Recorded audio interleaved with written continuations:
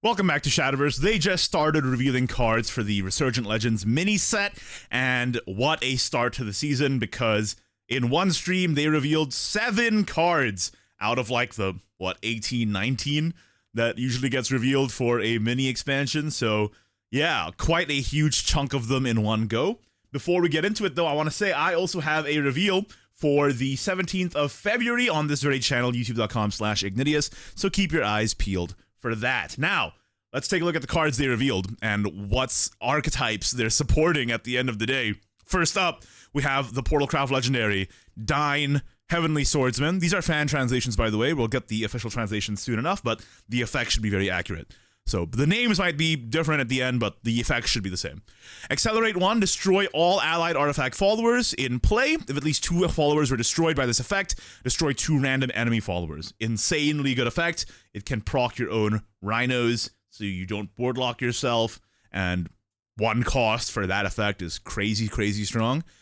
And the actual fanfare body, Ward, fanfare, deal 5 damage to all enemies. If at least 20 artifact followers have been added to your deck this match, deal 10 damage instead. That is an insane effect. Not that hard to pull off with all the rhinos and shuffling you do with Agile and like Laser Tyranny and stuff. That's a lot of damage. Like, already just as 6, it deals 5 straight up. But if you get that effect active, it's so much supplemental damage to your rhinos that it's sort of insane. Like, this card is really, really strong. Next, we have Finale Dragoon. Speaking of cards that are really, really strong, it has Rush and Bane, and Fanfare. Subtract 1 from the cost of 2 random dragon followers in your hand. If Overflow is active for you, gain Storm. This is so broken that I don't even know where to begin. On turn 3, you clear anything, and you discount your hand. In Overflow, it's just additional damage phase 2. This card is so good.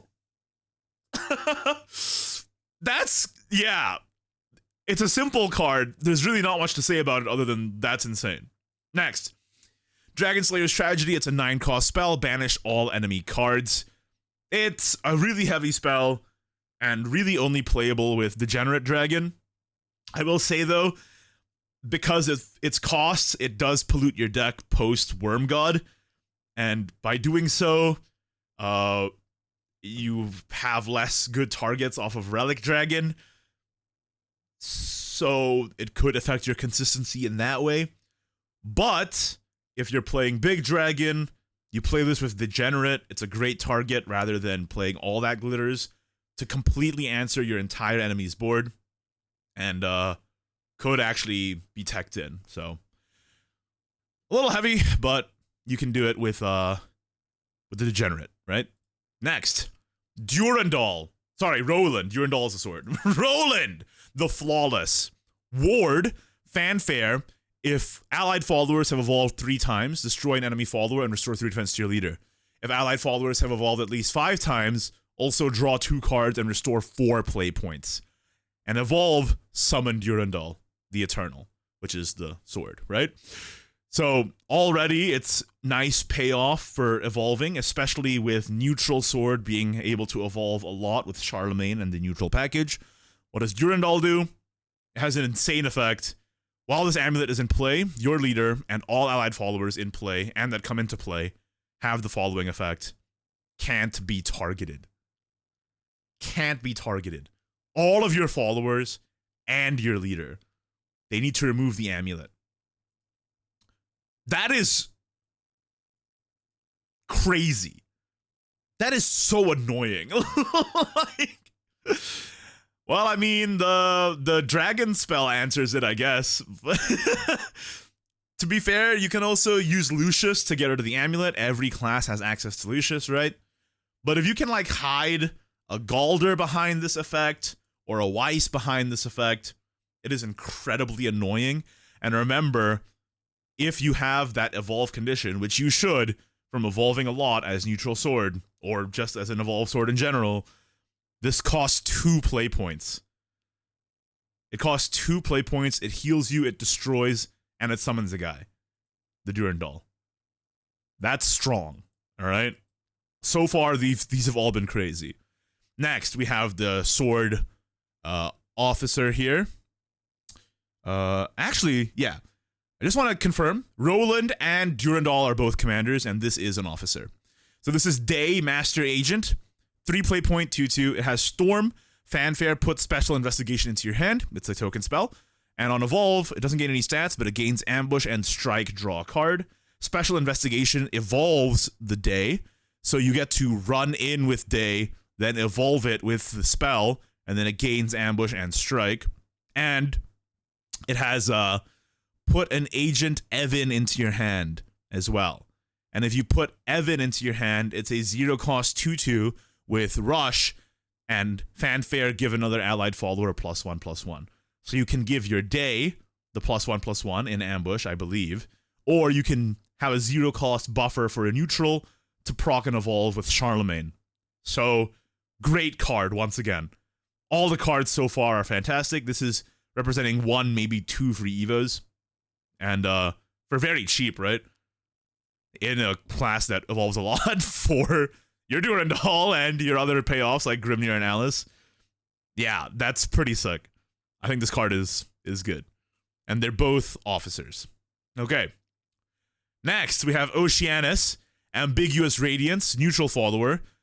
Fanfare, put either Loveful Droplet or Compassionate Waterspout into your hand. If allied followers have evolved 3 times, evolve this follower. Okay, so already it's a 2-cost free evolve, and it gives you a 1-drop spell, Loveful Droplet, that restores 3 defense to your leader, or a 1-drop spell that destroys an enemy follower with 5 defense or less, both of which are insane.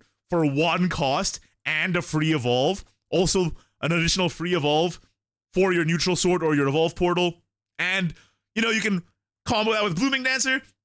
Turn 5, you have this Blooming Dancer and the 1-drop spell to remove. That's 3 trades. Oh my god. And finally, we have Alexiel, God Shield Alexiel, 6/6/8, so already overstatted. Storm Ward, can't take more than 3 damage at a time. Fanfare, if you have more evolution points than your opponent, gain can't be destroyed by effects, and evolve this follower. You have 0 evolution points, blah blah blah. So it's an overstat Storm Ward that has damage mitigation and evolves for free if you have more evolve points, and gains can't be destroyed. And it's an 8/10. Storm Ward 8/10. Now,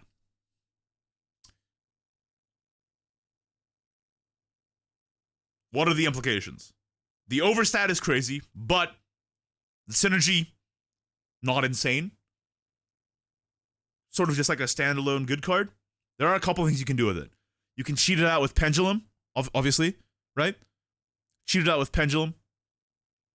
But you don't get the fanfare that way. Still though, just being able to strike with the Storm into the face, and then play it again on the turn after, and then if you curve into, if you have Ether, you can get another one. But yeah, in a lot of situations where you're cheating out Alexiel, you don't get the fanfare, unfortunately. But I think this card, while maybe a little less impressive by some accounts, it is like kind of staggering that I'm talking about this card in this way, given that it's an overstat Storm Ward. But it has some lack of synergy, but I still think that it's a strong card. And hopefully it's support for Big Haven as well. Just like giving you a bit more chip with Big Haven. Cheat this out with Pendulum, play it, blah, blah, blah. You get Lina on 4. And then now your Lina has to do less work because you're chipping with Alexiel. I do worry about, you know, Lily and wards and such, but I think the card is pretty cool. And I hope it's good. I hope it's good, because Big Haven could use some help. Which is why it's overstat, probably. But even in its current state, like, I'm skeptical whether it will push Big Haven over the top. Like, which is insane given the stats and effect I'm talking about. Anyway, those are the cards that have been revealed for the Resurgent Legends mini set so far. Let me know in the comments down below what you think of them. And of course, remember, I'm also revealing on February 17th. So stay stay tuned to this channel right here in about 5 days. All right, see you. Bye.